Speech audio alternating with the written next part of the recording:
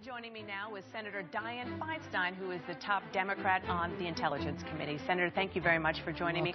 Let's just start with the chaotic situation when it comes to funding the Department of Homeland Security.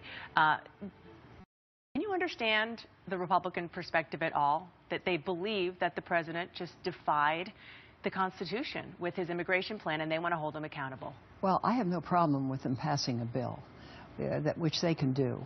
We've passed an immigration bill by a huge vote, 2/3. It went over to the House. The House took no position.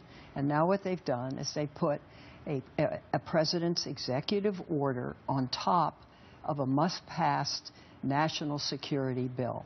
And that's their strategy, to ram it through. Well, our position is it should be a clean bill, and it should fund the department through the fiscal year. You can't keep doing these things by continuing resolutions, because the department loses money, particularly for local law enforcement grants. Can you see at the end of next week Senate Democrats allowing anything other than a clean bill? Are you going to compromise at all on that? I do not believe that will happen. We want a clean bill. We have taken votes on a clean bill. It's well known. And I see nothing else happening other than a clean bill. You've been in Congress for a long time. Have you seen it this dysfunctional before? Well, what I've seen over the last few years is a growing need of a minority to impose their view, regardless of what the situation is. I think most of us are accustomed to sitting down. We work out a compromise, which is not a dirty word, because in a two-party system, you have to, if you're going to make progress. Otherwise, you have stasis or gridlock. And so we've had more gridlock. And the appropriation bills, when I first came, no one put major bills on appropriation bills. And the committee was sacrosanct. Nobody amended bills. The committee always supported their own committee's views. And now it's obviously... And now it's different. Yeah. So it's very hard to make that change and keep the regular order of government going, and secondly, not risk a shutdown, which has happened in the past. It sure has. Let's turn to what's going to happen on Tuesday, which is Prime Minister Benjamin Netanyahu coming and speaking before a joint meeting of Congress. You and your fellow Democratic Senator Dick Durbin invited the Prime Minister to speak to a group of Democrats, and he declined that invitation. What do you make of that? Well, he obviously just didn't want to meet. I mean, we'll be meeting because the leadership of the committees is meeting with him. And so that will be an opportunity to meet with him. But I hope, since he is coming, I intend to go, and I'll listen respectfully. I don't intend to jump up and down. And I hope he'll speak about what happens if there isn't an agreement.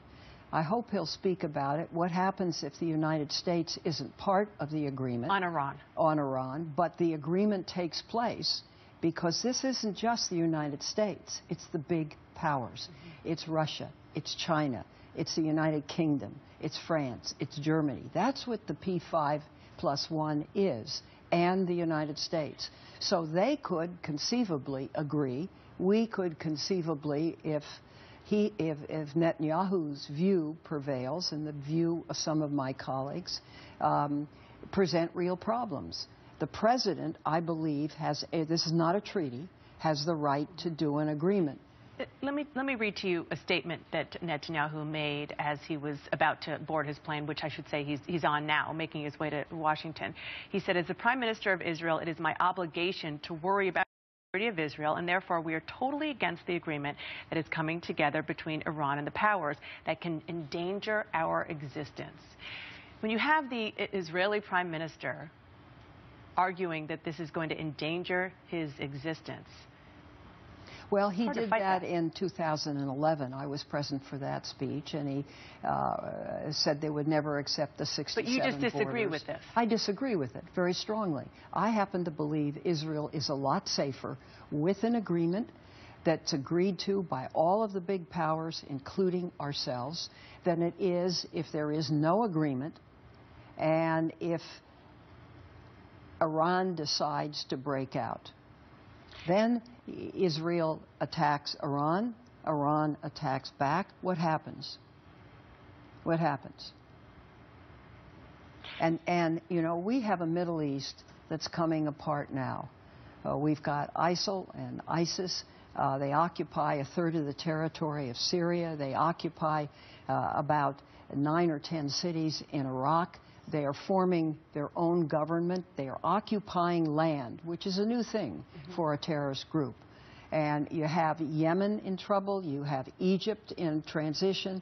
You have Libya close to a civil war. And you have Jordan and Lebanon in danger. Let me just ask you one more question about the Israeli Prime Minister's speech.